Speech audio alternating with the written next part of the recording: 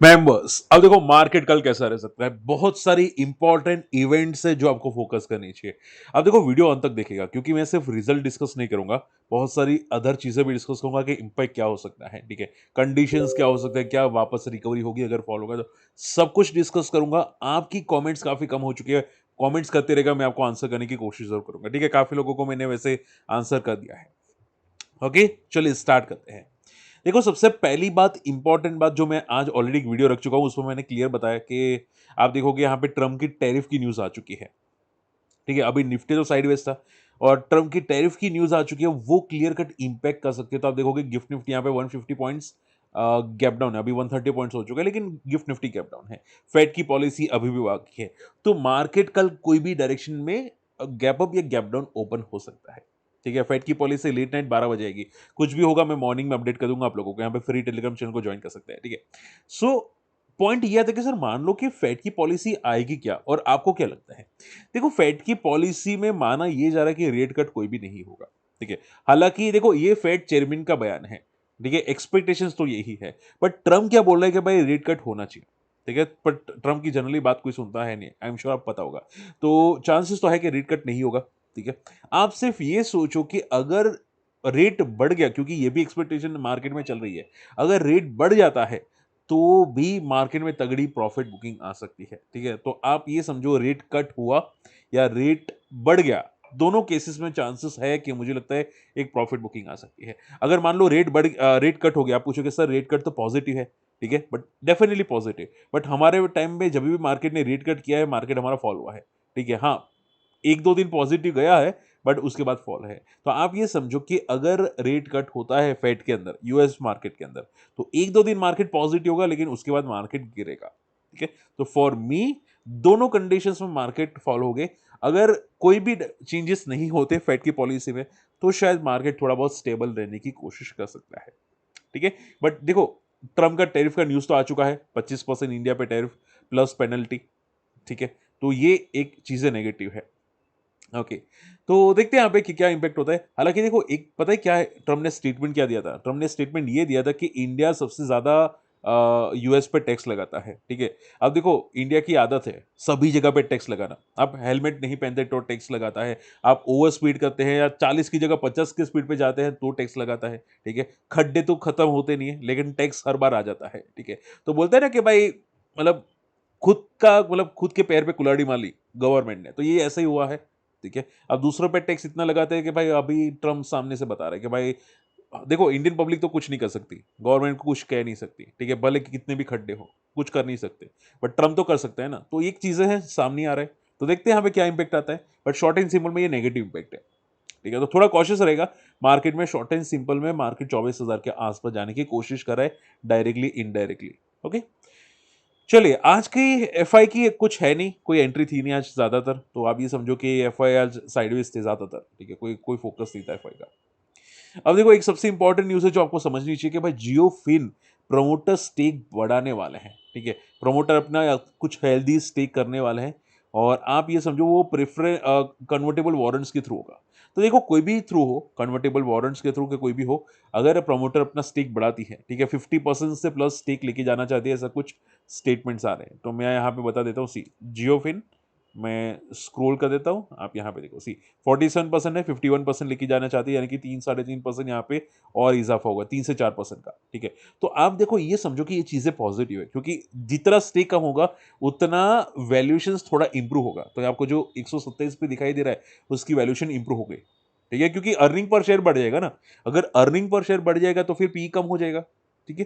तो हमेशा याद रखो कि जब भी स्टेक बढ़ाते हैं प्रमोटर्स, उसकी वजह से उनकी पी कम हो जाती है, ठीक है। तो आप ये समझो कि मान लो यहाँ पे प्रमोटर का स्टेक यहाँ पे 47% है, अगर मान लो सपोज जियो ने 47% की जगह 75% कर दिया स्टेक, ठीक है, कोई भी चेंजेस के बिना, ठीक है, डायरेक्ट ओपन मार्केट से शेयर खरीद लिया, 75% कर लिया, ठीक है। तो आप ये समझो ये जो पी 127 है, ठीक है, तो करंट फाइनेंशियल यानी कि करंट रिजल्ट की बेसिस पे भी इनकी पी 40 के आसपास आ जाएगी, ठीक है। इतना इतना डिफरेंस आ जाएगा या उससे भी कम हो जाएगी, ठीक है। तो शॉर्ट एंड सिंपल में जब भी प्रमोटर स्टेक बढ़ा दे पॉजिटिव है, ठीक है। तो देखो शॉर्ट टर्म में क्या होगा वो मुझे नहीं पता, जियोफिन की बात, ठीक है, लेकिन फंडामेंटल्स बहुत तगड़े इंप्रूव हो चुके हैं जियोफिन के अंदर, और ये चीजें आगे जाके इनको बेनिफिट करवा सकती है जियो फिन को, क्योंकि देखो ये ब्रोकिंग बिजनेस में भी जा रहा है, ठीक है, म्यूचुअल फंड इनका बिजनेस स्टार्ट हो चुका है, तो ये आज नहीं तो कल इनके लिए बेनिफिट होगा, ठीक है। तो आप ये समझो ये चीजें बहुत पॉजिटिव हो रही है जियो फिन के साथ, और आगे इंप्रूवमेंट काफी बड़े होने वाले हैं। ओके, टाटा स्टील नंबर्स बहुत पॉजिटिव, बहुत बेहतरीन नंबर्स है, ठीक है, टाटा स्टील के। And year two year, quarter quarter बहुत तोड़फोड़ ग्रोथ है, इससे जनरली स्टील के अंदर ऐसा मैंने अभी ग्रोथ नहीं दिखा, ठीक है। तो ये नंबर्स मुझे बहुत पसंद आए। बट देखो अभी डोनाल्ड ट्रम्प का जो टैरिफ का न्यूज़ है ना, उसकी वजह से मे बी शायद रिएक्शन शायद टाटा स्टील ज़्यादा ना दे, ठीक है, या negative reaction they, but numbers definitely बहुत तोड़फोड़ है, ठीक है। टाटा स्टील काफ़ी इंप्रूवमेंट करी है। ओके, सो देखो अगर आपको नंबर्स स्टील कंपनी के कंपेयर करने होते हैं ना, तो जितने भी दिग्गज कंपनी स्टील के नंबर्स आए हैं ना, उसको साथ कंपेयर करो कि उसके नंबर्स कैसे हैं। अगर आप देखोगे इसके भी नंबर्स यहाँ पे देखो, सी इनके numbers quarter to quarter decline है, लेकिन इस बंदे के क्वार्टर टू क्वार्टर कोई डिक्लाइन नहीं है, ठीक है। तो हमेशा एग्जिस्टिंग नंबर्स से साथ कंपेयर करोगे, आपको आइडिया आ जाएगी। ओके, चलिए, यशो इंडस्ट्रीज नंबर्स ठीक है, कोई खास दम नहीं है, एवरेज नंबर्स है, बट स्टॉक की वैल्यूएशंस बहुत आए हैं, ठीक है। तो ग्रोथ आपको दिखाई दे रहा है डेफिनेटली ईयर टू ईयर, ठीक है, बट इतना भी नहीं है कि वीटा बिजनेस पे प्रॉफिट काफी बड़ा हो, ठीक है, एवरेज नंबर्स है, तो इसको ज्यादा फोकस मत करना। ओके, रिलैक्सो फुटवेयर नंबर्स खराब से खराब बढ़ते जा रहे हैं, मतलब इतने खराब नंबर्स मैं बहुत कम देख रहा हूं। ऐसा लगता है कि भाई अब नंबर्स अच्छे देगा, अब नंबर्स अच्छे देगा, ये हर बार इनका सेल्स डाउन जा रहा है, ठीक है, और एबिटा बेसिस पे यहाँ पे हल्का सा ग्रोथ है। Okay, so short and simple में देखो रिलैक्सो में प्रॉब्लम एक ही है, देखो ये जो फुटवेयर कंपनी है ना, ठीक है, हमेशा उनको पता होना चाहिए कि मार्केटिंग में पैसा ट्राई करना चाहिए। अगर वो लोग नहीं समझते, ठीक है, देखो पुराने लोग होते हैं ना, ओल्ड ओल्ड लोग, मैं अभी ज्यादा नहीं बोलूंगा ऐसा, ठीक है, बट मैंने काफी लोगों को देखा है कि वो लोग यहाँ पे मार्केटिंग में पैसा नहीं खर्चते, थोड़ा सा भी नहीं, और उसकी वजह से उनका बिजनेस इंपैक्ट होता है, क्लियर कट बिजनेस दिखाई देता है, ठीक है। आप देखोगे एक टाइम पे जो इनकी सेल्स थी यहाँ पे 660 करोड़ की यहाँ पे, ठीक है, वो उतने आसपास ही है, और उनका प्रॉफिट भी अब तक उसके आसपास ही है, ठीक है। कोई ग्रोथ ही नहीं दिखाई दे रहा बिल्कुल भी इनके प्रॉफिट्स में, ठीक है।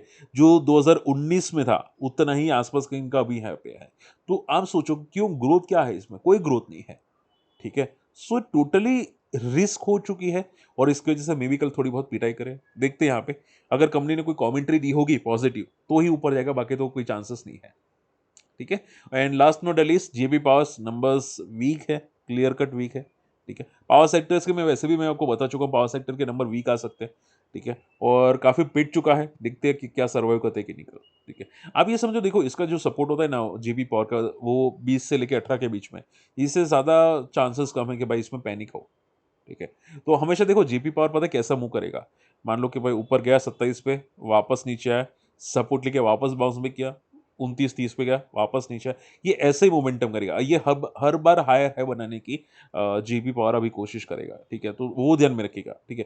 तो बॉटम पे पैनिक नहीं करना, टॉप पे ज्यादा स्मार्ट नहीं बनना, बस उतना ध्यान में रखिएगा जेपी पावर में, ठीक है। सो मैं इसकी ऑलरेडी केस स्टडी बना चुका हूँ, तो कंपनी में प्रॉब्लम नहीं है, बस टॉप पे थोड़ा कॉशियस रहना, बॉटम पे तो कोई पैनिक नहीं।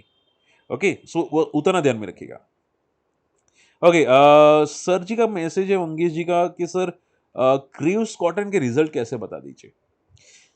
सर जी मैंने ग्रीव्स कॉटन के रिजल्ट तो देखे हैं, मुझे नंबर्स बहुत अच्छे लगे, नंबर्स काफ़ी इंप्रूवमेंट है, काफ़ी अच्छी ग्रोथ है, कंपनी बहुत तगड़ी तोड़फोड़ ग्रोथ करी है यहाँ पे, ठीक है। एंड कंपनी ने एक टाइम पे पहले जो कोई प्रॉफिट नहीं किया था, उसकी हिसाब से अभी काफ़ी तगड़ा प्रॉफिट है, तो कंपनी प्योरली टर्न अराउंड हो रही है ग्रीव्स कॉटन के अंदर।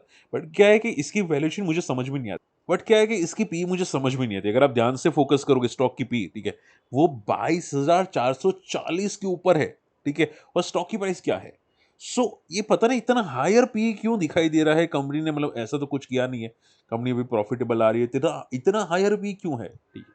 सो वो मेरे दिमाग से बाहर है, बाकी नंबर्स तो बहुत तोड़फोड़ कंपनी ने दिए, डेट फ्री कंपनी है, काफ़ी अच्छी कंपनी है, ठीक है, डिविडेंड भी पे करती है यहाँ पे। सो नंबर्स तो फॉर मी इट्स क्लियर का पॉजिटिव दिखे हैं, कल कल का रिएक्शन देखना पड़ेगा। एक तो देखो ट्रम्प की न्यूज़ आ रही है, तो पता नहीं क्या रिएक्शन देगा यहाँ पे, लेकिन नंबर्स तो बहुत तोड़फोड़ है, ठीक है। आई होप कि कोई नेगेटिव रिएक्शंस ना दे दे मार्केट कंडीशंस, ठीक है। सो वो ध्यान में रखिएगा, नंबर से बहुत अच्छे है।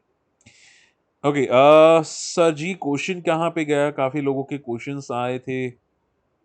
आइनेक्स Wind is sir continuously falling why. See Inox Wind में देखो अभी जो रिसेंटली फंड रेजिंग की थी ना आइनेक्स विंड में, ठीक है, वो शायद थोड़ी नेगेटिव है, प्लस आप देखोगे बहुत सारे जो सिमिलर सेक्टर की कंपनीज़ है, ठीक है? वो नंबर्स अच्छे पेश नहीं कर रही हैं, तो इसकी वजह से ऐसा लग रहा है कि शायद यहाँ पे एक प्रॉफिट बुकिंग सी आप यहाँ पे फोकस कर सकते हो। अगर मैं आइनेक्स विन को फोकस करूँ यहाँ पे सी, सो इसके पीयर कंपैरिजन कौन है यहाँ पे आप देख सकते हैं। सुज़लोन हो जाता है, सीजी पावर हो जाता है यहाँ पे, ठीक है। सो नंबर्स माना जा रहा है यहाँ पे इसके काफ़ी अच्छे नहीं आ रहे, ठीक है। और मे बी एक रीज़न हो सकता है जिसकी वजह से आइनेक्स विन लगातार फॉल कर रहा है। तो एक तो फंड रेजिंग, ठीक है, प्लस यहाँ पे नंबर्स थोड़े शायद वीक में भी हो सकते हैं और इसकी वजह से लगातार फॉल करता हुआ दिखाई दिया। बट ये हल्का सा फॉल है, ठीक है।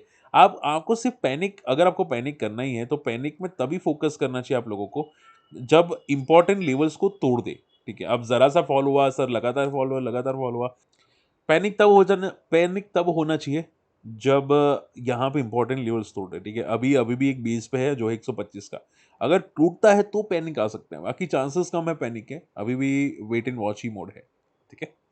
ओके, इंपॉर्टेंट क्वेरी आई थी कि सर यहाँ पे बेस्ट आईपीओ कौन सा है for the long term which is following the basis formed.